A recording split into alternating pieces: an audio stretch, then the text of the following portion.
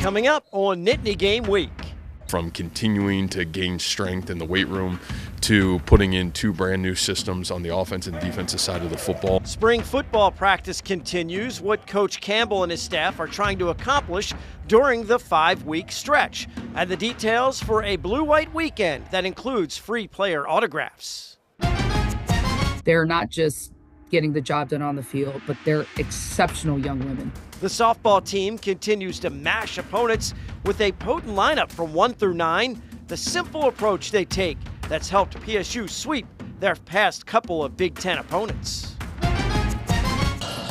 And the men's volleyball team finds their rhythm in conference play after testing themselves against 3 of the top 6 teams in the country. This is Nittany Game Week.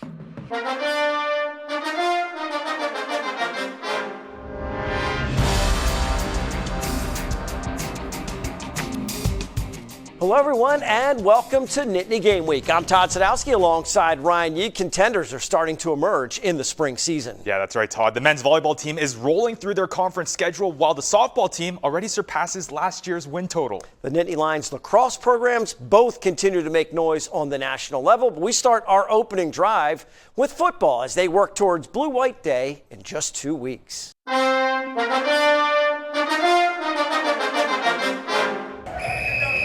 We're asking a lot of our guys in this 5-week block of spring practice. We really are, from continuing to gain strength in the weight room to putting in 2 brand new systems on the offense and defensive side of the football. And, also some guys, evolving with Coach Stig and special teams. There's a lot of growth process.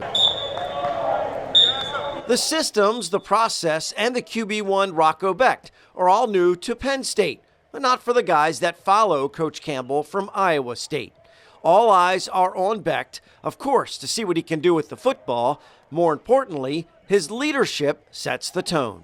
I kind of laid back the first couple of weeks, I didn't want to step on anybody's toes, and I was able to experience and look at how Cooper Cousins led, how Donka led, how some of those other guys led in the facility and around the program and off the field. And so I've kind of adapted a little bit, but I think that's what you got to do as a leader anywhere you go. The relationship between coach and starting quarterback is always unique.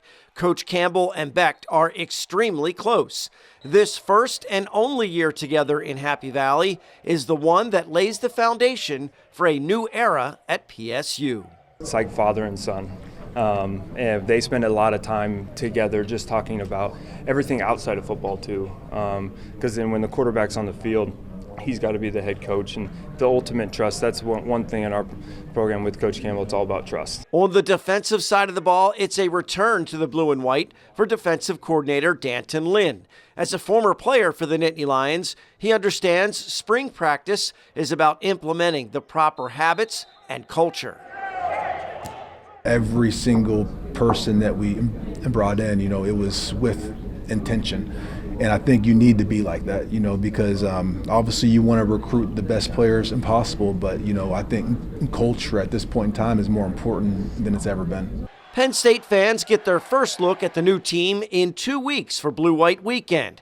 No game, it's a Blue-White practice at 1 p.m. on Saturday, April 25th, with a bunch of activities planned around the football. On Friday, April 24th, there's a kids' combine at Holuba Hall from 5:30 to 7:30 p.m. Kids in 8th grade or below are invited to participate. Pre-registration emails have already been sent to Cub Club and Roar Plus members. There's a Beaver Stadium block party on Saturday the 25th from 9 a.m. to 1 p.m. A bunch of free activities taking place with the team arrival set for 10:45. And then there's a free autograph session with the players on the concourse of the stadium from 11 a.m. until noon. You can bring one item to sign. Stay updated on all Blue-White Weekend information at gopsusports.com. And after consecutive road games against ranked opponents, Maryland and Ohio State, the women's lacrosse team feels right at home with 3 straight in front of their home fans at Panzer Stadium. First up is a Thursday night showdown with Oregon on the Big Ten Network. It starts off as a close one, 4-3 in the final minutes of the first quarter. Penn State's turn to respond after the Ducks get their third with a free position shot for Peyton Wainman. And it's a no-doubter. Rips the shot that finds the back of the net. The Nittany Lions regain their 2-point lead and then go on a big run. Second quarter quarter, Emma Kelly up top moves right past to Delaney Radin, who spots guess who? Wayman again with the finish. Penn State adds to their lead and now jump ahead 6-3. Penn State keep that momentum going, go on a 6-goal run that ends with this. Towards and watch lister Delaney Radin gets the pass from Kelly McKinney. And when you're one of the best in the country, you do things like this. A no-look rip that puts Penn State up 10-3. A Nittany Lions run that's too much for the Ducks to overcome, and they win big in the Big Ten showdown. 19-9 to kick off their home stretch. I feel like from every loss that we've had this season against fantastic opponents, we've just really learned from. We really went back to our film and saw what was wrong and just tried to fix it in practice every single day.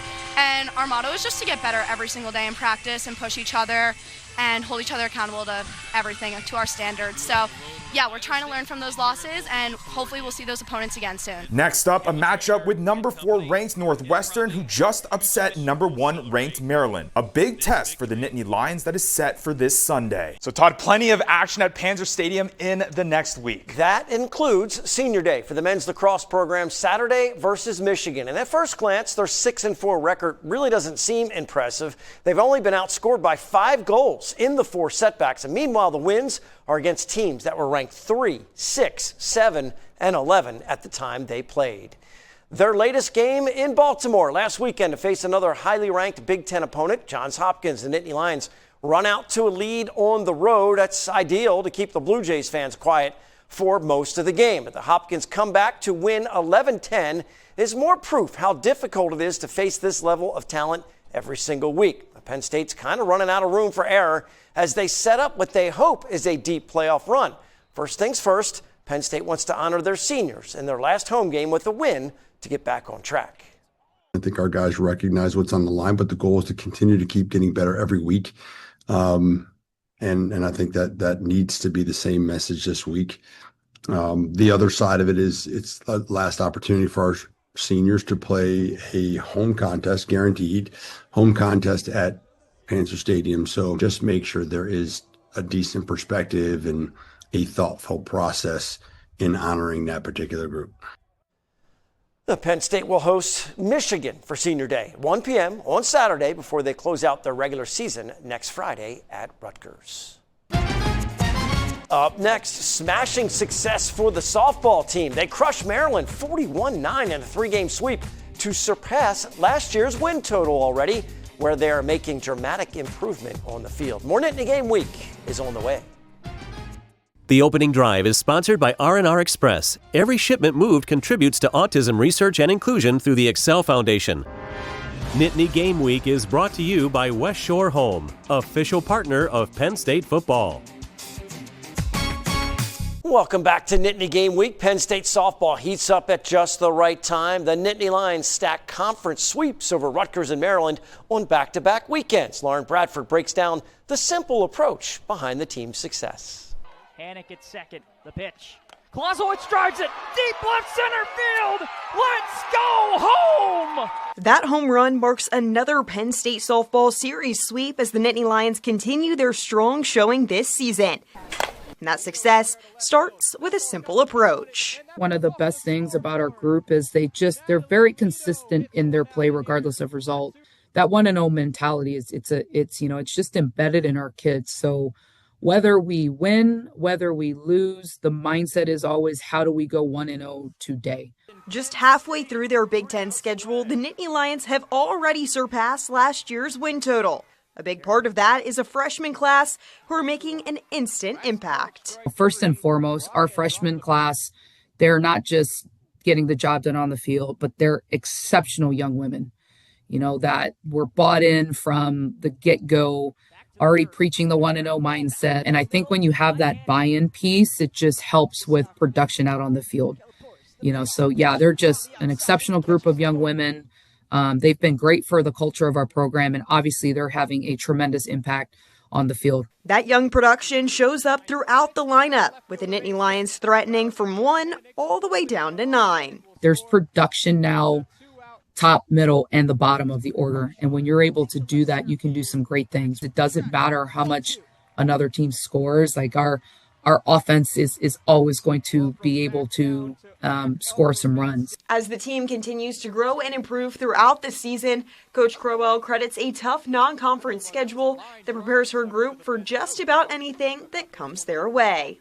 You kind of look at how the season goes and the small lessons that you've learned. Like, we faced the best pitching staff in the country when you go play Tennessee, right? We didn't get the outcome, but just being able to face the number one pitchers in the country, we have the experience in hitting elite level pitching. We've pretty much experienced everything that we could possibly experience. And, I truly believe that our team is well equipped to handle any situation that comes our way. And that's how this game wraps up. Lauren Bradford for Nittany Game Week. Thank you, Lauren. There are difficult road trips, and then there's the mid-March West Coast swing by the men's volleyball team. While they are in California, PSU faces 2nd-ranked Long Beach State, 6th-ranked Pepperdine, and 5th-ranked USC. It's important to test yourself against the best, and since their return, the Lions have found their rhythm in the EIVA conference play.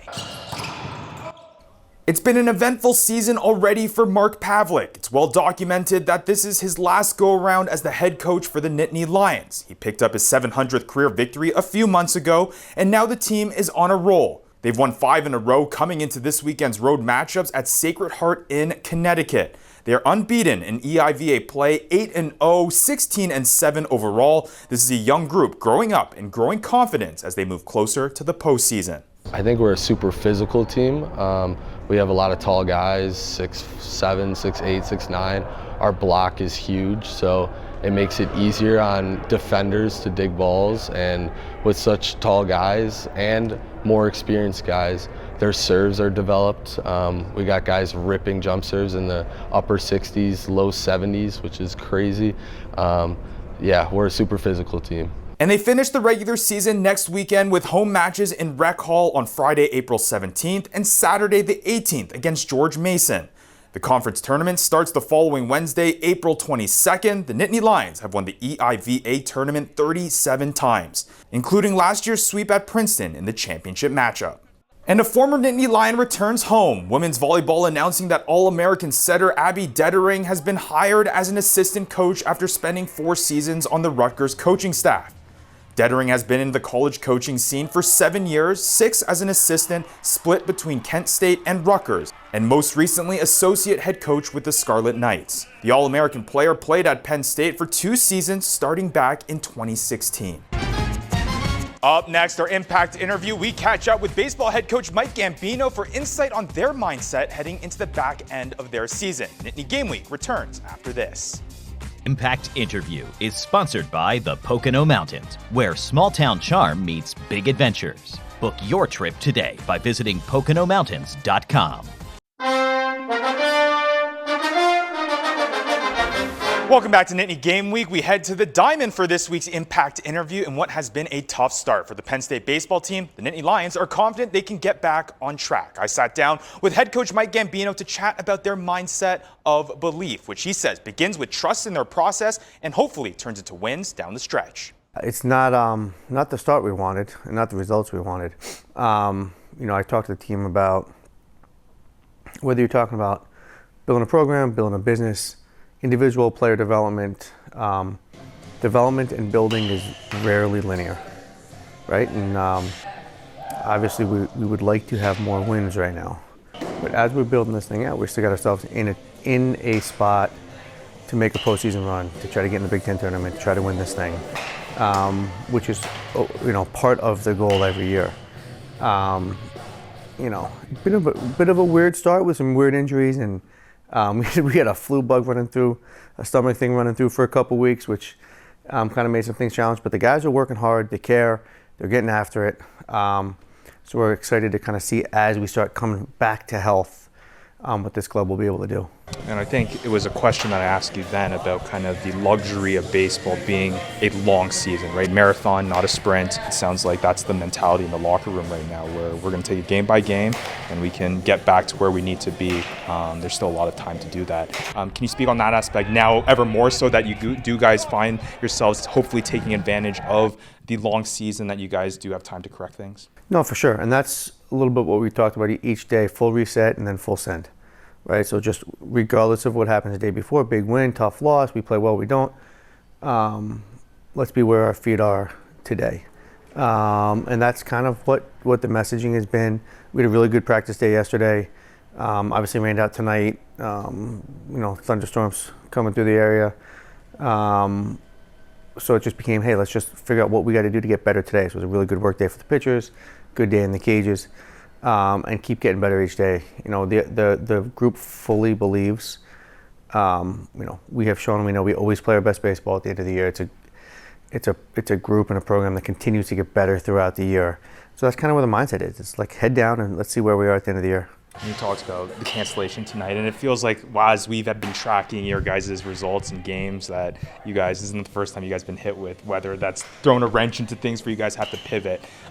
As coach, to basically reset, like you're saying, and you basically have to wait until the morning of where you have a phone call with AccuWeather and say, well, what are we doing today? And they say, thunderstorms and you guys got to pivot. Take me through kind of the challenges of that and how you guys manage to continue that consistency when you are thrown inconsistencies.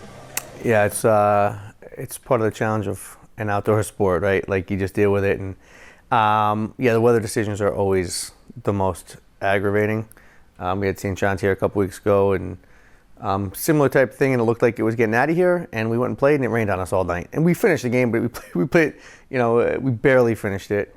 This one, it's supposed to thunderstorm all day, and we'll see what happens. And it's always the worst once you make a decision, because then you just have to sit and wait. And but you know what? Like anything else, you do your best to make the decision the best you can at the time with the information you have, and whatever happens after that is outside your control. So that's how you make your weather decisions. And then from a group standpoint, it's all right. What's under our control now? We want to play tonight. Didn't look like it was going to happen. How do we get a really good work day? Get a work day in, get a lift in, do a really good job with some recovery, with some nutrition, and get ready to travel them all. You guys did get a taste of Dollar Dog Night for your first one here, and a pretty fun result there and a fun game to watch. And, I guess that's the cool thing too, is that like this program, the athletics department, they're looking at innovative ways, right, for you guys to get the extra fan out here. Yeah, people don't fully understand what it takes from an athletic department standpoint to win, right? You see the athletes, whether you're talking about Bryce Molinaro hit a home run, or whether you're talking about lacrosse or hockey or football or basketball, you see the product on the court, on the ice, on the field, but all the work that has to go into the back end of that, not just from the coaching staff, but from compliance, from the marketing department, from sports information, from legends like Paulie Marbo.